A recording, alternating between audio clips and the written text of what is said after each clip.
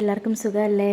അപ്പോൾ ഇതാ നമുക്ക് എല്ലാവർക്കും കൂടി ഇന്നൊരു മീൻ കറി വെക്കാം കേട്ടോ. നമ്മളൊരു തിലോപ്പിയ മീൻ മേടിച്ചിട്ടുണ്ടായിരുന്നു.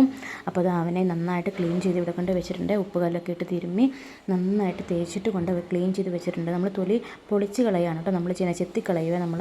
എന്നിട്ടാണ് കൊണ്ട് വെച്ചേക്കുന്നത്. അതായത് നമ്മൾ ഇഞ്ചി, വെളുത്തുള്ളി, പച്ചമുളക്, ചുവന്നുള്ളി, സബോള, കരിവേപ്പില, ഈ വക സാധനങ്ങളെല്ലാം കൂടെ നമ്മൾ ചെറുതായിട്ട്, കരിവേപ്പില ഒഴിച്ച് ബാക്കി എല്ലാം കൂടെ നമ്മൾ ചെറുതായിട്ട് അരിഞ്ഞ് നമ്മൾ ഏത് ചട്ടിയിലാണോ മീൻ വെക്കുന്നത് ആ ചട്ടിയിലേക്ക് നമ്മൾ അരിഞ്ഞിടും കേട്ടോ. എന്നിട്ട് കറിവേപ്പിലയും കൂടി അങ്ങോട്ട് ഉതിർത്തിയിട്ടിട്ട് നമ്മൾ നന്നായിട്ട് തിരുമണം. അതിന് മുമ്പായിട്ട് നമുക്ക് അതിന് പൊടികളും കൂടെ വേണം.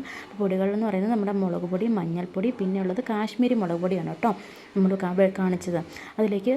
എന്നിട്ട് ഇത്രയും ഈ പൊടികളെല്ലാം കൂടി ഇതിലേക്ക് ഇട്ടതിന് ശേഷം ഉപ്പും കൂടി ഇട്ട് പിന്നെ പുളിയിടും. കുടംപുളിയാണ് നമ്മളിവിടെ യൂസ് ചെയ്യുന്നത്. ശരിക്കും പറഞ്ഞാൽ നമുക്ക് വിനാഗിരി യൂസ് ചെയ്യാം കേട്ടോ.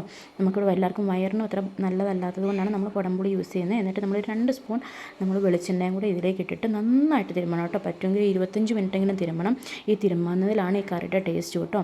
അപ്പോൾ ഇതാ തിരുമ്മി കഴിഞ്ഞിട്ട് ഇതാ ഇങ്ങനെ ഇരിക്കും. നമ്മളൊരു 10 മിനിറ്റ് തിരുമ്മിയപ്പോഴേക്കും തന്നെ നമ്മൾ ഇതുപോലെ വന്നു കേട്ടോ. അപ്പോൾ നമ്മളൊരു ഒരു പിടി വെള്ളം നമ്മൾ ഒഴിക്കും കേട്ടോ. 1 സ്പൂൺ വെള്ളം കൂടെ ഒഴിച്ചതിന് ശേഷം നന്നായിട്ട് ഒന്നുകൂടെ മിക്സ് ചെയ്തിട്ട് നമ്മളിതാ ഇതുപോലെ മീൻ കഷ്ണങ്ങൾ ഉള്ളിലേക്ക് വെക്കും. അതിന് ശേഷം നമ്മൾ തിരുമ്മാൻ പാടില്ല, കാരണം മീനിൻ്റെ കഷ്ണങ്ങൾ വല്ലാണ്ട് ഉടഞ്ഞു പോകും കേട്ടോ.